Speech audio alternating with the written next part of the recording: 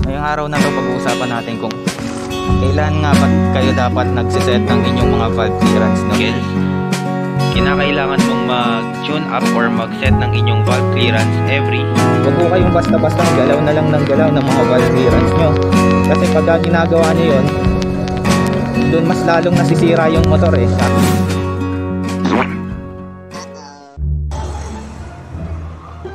So what is up mga kaibigan, andito ako ngayon sa Sampaloc, Tanay, no? So okay, what is up mga kaibigan. Ngayong araw na to pag-uusapan natin kung kailan nga ba kayo dapat nagsiset ng inyong mga valve clearance, no? Alam ko marami sa inyo kasi yung talagang laging set ng valve clearance, no? Hindi mapigil kasi adjust ng valve clearance, no? So kailan nga ba tayo dapat nagsiset ng ating valve clearance? So una, syempre tignan muna natin sa libro. So mga kaibigan, base dito sa libro ng Maintenance and Repair of Motor Vehicles, kinakailangan mong mag-tune up or mag-set ng inyong valve clearance every 6,000 miles o 10,000 kilometers, no? So yung 10,000 kilometers na yon mga kaibigan, katumbas na yon ng 5 balikan sa Bicol galing sa Maynila. So yun na nga, no, base sa libro, dapat nagsiset tayo ng valve clearance every 10,000 kilometers, no?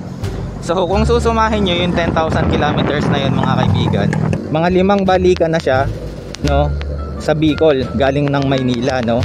So napakatagal, talagang sobrang tagal bago kayo mag-set dapat ng valve clearance. Kasi kung tama naman ho kasi yung pagkakaset ng mga valve clearance nyo, eh hindi naman ho yan magkakaproblema, no? Tapos ayun ang ano, syempre may mga exemption din yan sa 10,000 kilometers na yun, no? Kung halimbawa na kayo ay hataw ng hataw, ratrat kayo ng ratrat, gaspol kayo ng gaspol sa inyong mga motor, syempre hindi nyo na kailangan paabutin ng 10,000 kilometers yun, no?